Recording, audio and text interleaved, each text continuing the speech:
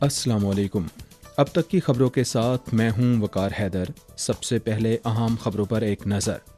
BRICS ممالک کے قومی سلامتی کے امور کے لیے اعلیٰ سطحی نمائندوں کا اجلاس برازیلیا میں منعقد ہوا۔ چین نے WTO قوانین کو کمزور کرنے پر امریکہ کی مذمت کی ہے۔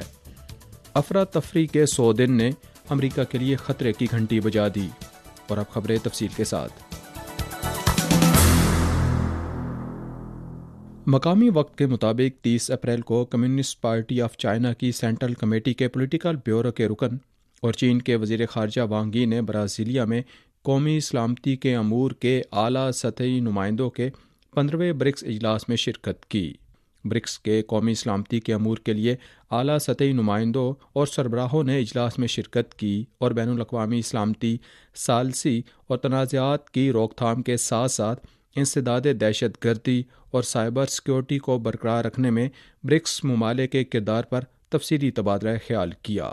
وانگ یی نے کہا کہ بین الاقوامی سیاست کو لین دین بنانے اور بین الاقوامی تجارت کو ہتھیار بنانے اور بلیک میلنگ چپس کی تخلیق سے صرف ممالک کے درمیان اعتماد کا بحران مزید بڑھے گا اور عالمی سلامتی کے لیے حقیقی خطرہ بن جائے گا۔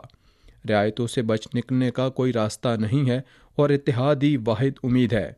سب سے پہلے ہمیں ترقی کے حقوق کا محافظ بننا ہوگا۔ برکس ممالک خاموش بیٹھ کر اپنے جائز حقوق اور مفادات سے خود کو محروم ہوتے ہوئے نہیں دیکھ سکتے۔ انہیں طاقتور ممالک کو روکنے کے لیے واضح طور پر کھڑا ہونا چاہیے اور ترقی پذیر ممالک کے لیے ترقیاتی حقوق اور دفاع کے لیے واضح موقف اختیار کرنا چاہیے۔ دوسرا، ہمیں اتحاد اور تعاون میں رہنما بننا ہوگا۔ برکس ممالک کو ایک مثال قائم کرنی چاہیے۔ برابری اور احترام کی صداقت کے ساتھ دباؤ اور محاذ آرائی کو روکنا چاہیے اور یکجہتی اور تعاون کے ویژن سے منافع کی لالچ کا مقابلہ کرنا چاہیے۔ تیسرا، ہمیں کثیر الجہتی کا محافظ بننا چاہیے۔ برکس ممالک کو کثیر الجہتی کے جھنڈے کو بلند رکھنا چاہیے۔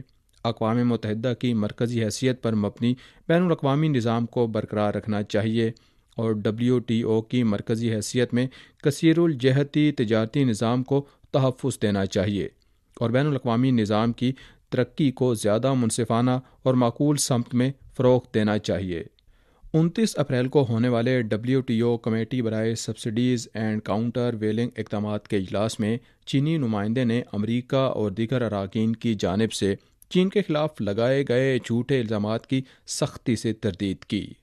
WTO کے قوانین کو سنگین طور پر پامال کرنے پر امریکہ کی نام نہاد ریسیپروکل محصولات اور امتیازی سبسڈی پالیسیوں کی مذمت کی اور ممبران پر زور دیا کہ وہ ایک دوسرے سے متحد ہو کر تعاون کریں، یک طرفہ اور تحفظ پسندی کی مخالفت کریں اور WTO پر مبنی کثیر الجہتی تجارتی نظام کا دفاع کریں۔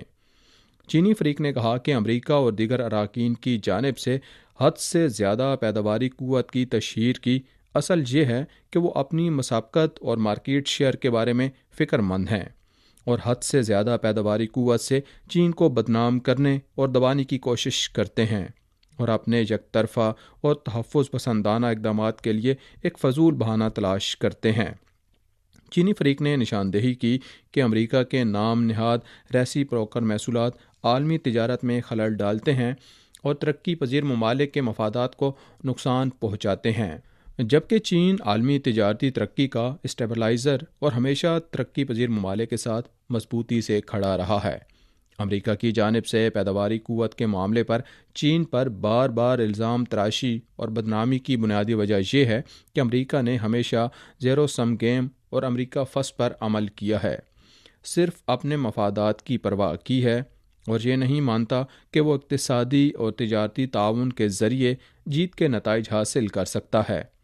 اس کے ساتھ ہی چین نے امریکی امتیازی سبسڈی پالیسی کے ایجنڈے کے تحت امریکی چپس اینڈ سائنس ایکٹ اور دیگر متعلقہ امتیازی سبسڈیز اور نام نہاد ریسیپروکل محصولات کو شدید تنقید کا نشانہ بنایا کہ ان اقدامات سے مارکیٹ کو مس کیا جا رہا ہے اور دوہرے معیار کی پیروی کرتے ہوئے WTO کے قوانین کو کمزور کیا جائے گا۔ چینی فریق نے نشاندہی کی کہ امریکی طرز عمل معاشی مارکیٹ کے قانون سے انحراف کرتا ہے۔ چین اراکین پر زور دیتا ہے کہ وہ تعاون کو مضبوط بنائیں، یک طرفہ غنڈہ گردی کی مخالفت کریں اور مشترکہ اصولوں پر مبنی کثیر الجہتی تجارتی نظام کو برقرار رکھیں۔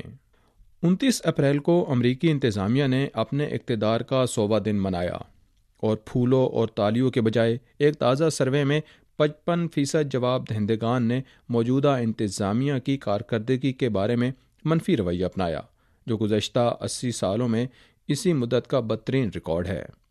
موجودہ امریکی انتظامیہ نے اقتدار سنبھالنے کے بعد سے بڑے پیمانے پر برطرفیہ، امیگریشن، تحقیقی فنڈز میں کٹوتی اور ایسی پروکان محصولات جیسے اقدامات اٹھائے ہیں جن سے امریکی عوام اور امریکی معیشت کو حقیقی نقصان پہنچا ہے۔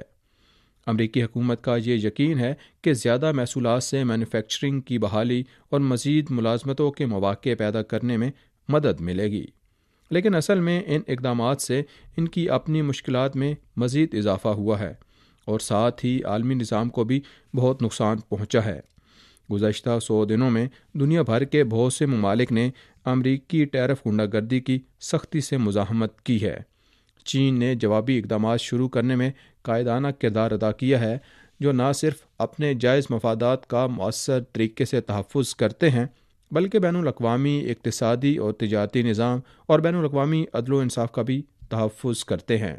حال ہی میں برکس وزرائے خارجہ اجلاس میں کثیر الجہتی نظام اور کثیر الجہتی تجارتی نظام کو برقرار رکھنے اور یک طرفہ غنڈہ گردی کی مخالفت کرنے کے لیے برکس آواز بلند کی گئی، یہاں تک کہ امریکہ کے بیشتر اتحادی بھی جانتے ہیں کہ اگر وہ امریکہ کے ساتھ سمجھوتا کرتے ہیں تو انہیں اور بھی زیادہ نقصان اٹھانا پڑے گا۔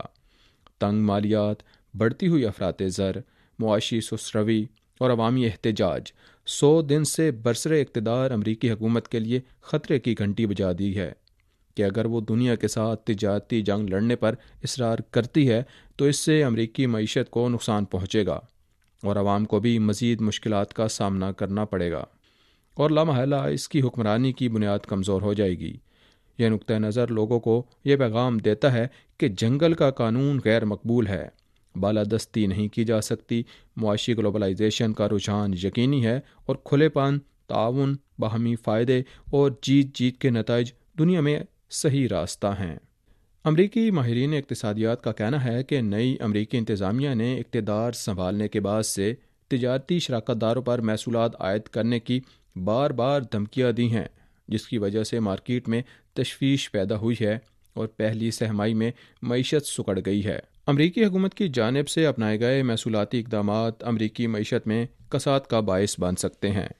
امریکہ کی جارج واشنگٹن یونیورسٹی میں معاشیات کے پروفیسر تارا سنکلیا نے نشاندہی کی کہ حالیہ مہینوں میں نئی امریکی انتظامیہ کی پالیسی میں بڑی تبدیلیوں نے امریکی معیشت کو براہ راست کمزور کیا ہے۔ امریکن مورگیج بینکرز ایسوسی ایشن کے چیف اکانومسٹ مائیکل فریٹین ٹونی نے ایک رپورٹ میں دلیل دی ہے کہ امریکی حکومت کی ٹیرف پالیسی کے منفی اثرات فیڈرل ریزرو کو قیمتوں کو برقرار رکھنے اور امریکہ میں پائیدار روزگار کے حصول کے لیے مشکل میں ڈال دیں گے۔